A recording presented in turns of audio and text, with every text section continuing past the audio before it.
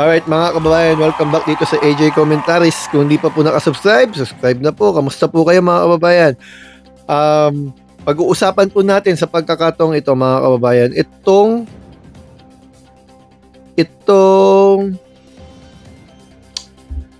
pagkakahuli o pagsuko ni Senator Marcoleta na bigla ngayong ay may sakit. Nawala pa po siya sa kustodiya ng BJMP. Siya po ay nasa PNP General Hospital, mga kababayan.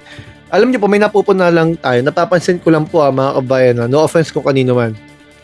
Bakit tila kapag ang mga politiko, lalo na malalaki, matataas ang posisyon, ay na haharap sa malaking kaso, may lumalabas na mga sakit. Natatandaan niyo po, merong politiko nagkaroon ng brace bigla sa leeg.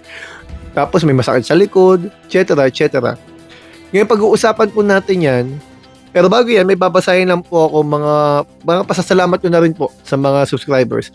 Kapag umabot pa tayo ng 10,000 subscribers, bibigay po ako ng siguro 3-4 na tigi 1,000 sa ating mga mapipili. Ano? But anyway, ito po ang ilang mga komento. Sabi po dito ni Romeo Sagun, V1Q, God bless po sir. God bless sir. Max Sequoia, tama ka po sir, maliwanag ang lahat. God bless you po sir. Thank you po, Max Sequoia. Ito naman ang isa. Sino ba ito? Vida Cardona. Hi Kap PBBM, your new subscriber from Malaysia. Umabot tayo sa Malaysia. Maraming salamat mga kababayan. But anyways, nilinawin ko lamang po, ako po ay walang political affiliation. So, hindi po ako DDS, hindi po ako Pinklawan, hindi po ako BBM. Ako po ay para sa tama. Kaya ako po pinagtatanggol sa BBM kasi tama yung ginagawa. Noong 2020, sinabi ni Digong mismo, Digong Duterte, mga kababayan, may korupsyon sa DPWH. Noong 2018, 2017, excuse me, 332 billion ang pinupunan nila Andaya at nila Marcoleta na ghost projects ata yun, no? Ghost projects din ang term ni Digong Duterte. Pero wala silang ginawang investigasyon, walang ipinakulong. Ngayong nagpagawa ng investigasyon si BBM, inaako naman nila na sila may gusto ng katotohanan. Pero yung pagkakataon nila, tahimik sila. Ako ba? Sila Alan Cayetano, speaker pa siya nun eh. Di po ba? But anyways, punta po tayo dito. Ano po ang gusto kong ipunto? So, alam na po natin si Marcoleta biglang may sakit. Ano? Kung bigla man yan, hindi natin alam. Pero tila ba, gahil niya biglang nalaman na may sakit siya? Kung kailan siya nahuli? Pangalawa, hindi ba ito special treatment, mga kababayan? Bakit ang mga ordinaryong Pilipino pag nahuhuli, kahit anong edad pa yan, kahit may iniinda, talagang huli, kulong talaga? Ito mga kababayan, bakit po natin ito pinupunto? Kasi po nasa PNP General Hospital siya, na intended niyan, ang intention niyan mga kababayan, yung PNP General Hospital originally intended yan para sa mga miyembro, empleyado ng PNP, ng ating mga personnel at ng kanilang mga dependents. So hindi natin alam kung dependent siya ng kahit na sinong miyembro ng kapulisan, no? Tapos mga kababayan, who pays the PNP General Hospital? Sino nagbabayad dyan? Ng mga gamutan, ng kwarto, etc. Di ba taxpayers yan? Hindi lamang yan mga kababayan. Napufulfill pa ba? Nagagampanan pa ba? Yung talagang intention ng hospital na yan na asikasuhin yung mga empleyado nila at mga kamag-anak ng empleyado nila pag kinakailangan ng hospital. Na-accommodate pa ba nila o nauubusan na sila ng assistance, kakabigay ng assistance sa ibang tao na hindi naman miyembro ng kapulisan. Although hindi natin alam kung miyembro siya o may kamag-anak siya, I don't know mga kababayan. So, ang punto lamang dyan, yung sabi nila may bad cholesterol daw kasi at pataas baba yung dugo.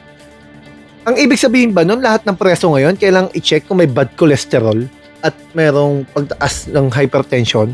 Kasi parang special treatment, alam po natin may edad na siya. Marami pong may edad na preso. Kapag po ba yun may bad cholesterol, kailangan dalhin sa General Hospital ng PNP? No one is above the law. So dapat pantay-pantay. Article 3, Section 1 ng ating 1987 Constitution, bagamat sila deprived of liberty, pero may due process pa rin mga kababayan, equal protections. Di po ba? So bakit tila may special treatment? Ito, yan ang hindi ko maintindihan eh. So, ang lalabas niyan, kapag may masamang pakiramdam o may sakit ang isang preso, dapat man nandiyan. Di po ba? Kasi ay nababalitaan natin, napapanood natin kung saan-saan eh. Di ba yung iba talaga daw namamatay na lang doon o wag naman sana ganun, no? Nagkakaroon ng sakit, halaw-hawa na. Talaga yung hindi natin gusto yung ganung sitwasyon kahit kanino, kaya dapat mapaganda pa rin yung sitwasyon.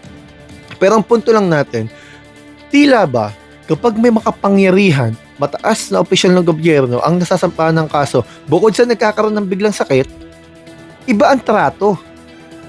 Yun lamang naman po ang punto natin. Wala tayong, paano gagawin natin kung talagang may sakit yung tao? Pero dapat, kung dahil sa bad cholesterol, ganyan ang trato nyo dyan, dapat lahat ng may bad cholesterol doon, intindihin ninyo.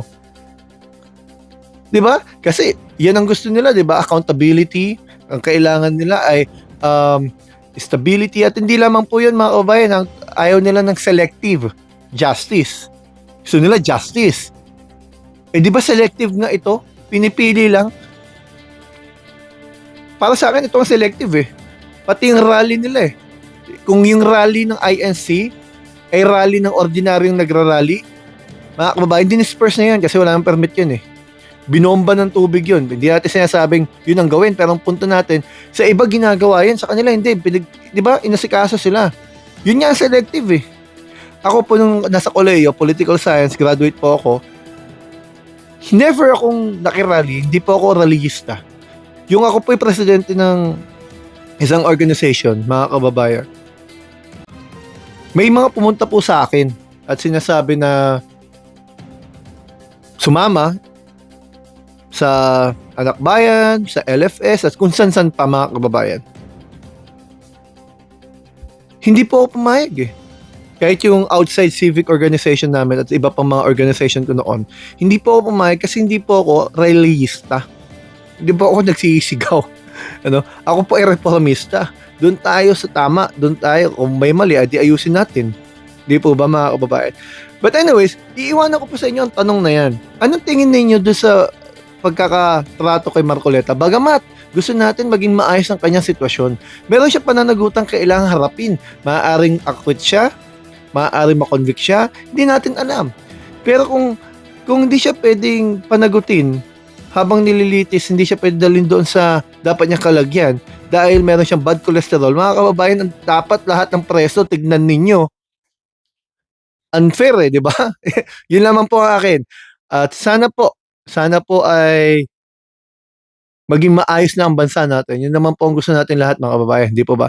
Maraming pong salamat. Hanggang dito po muna, AJ Commentaries po. Kung di pa po kayo nakasubscribe, subscribe na po sana kayo. Salamat po sa inyo.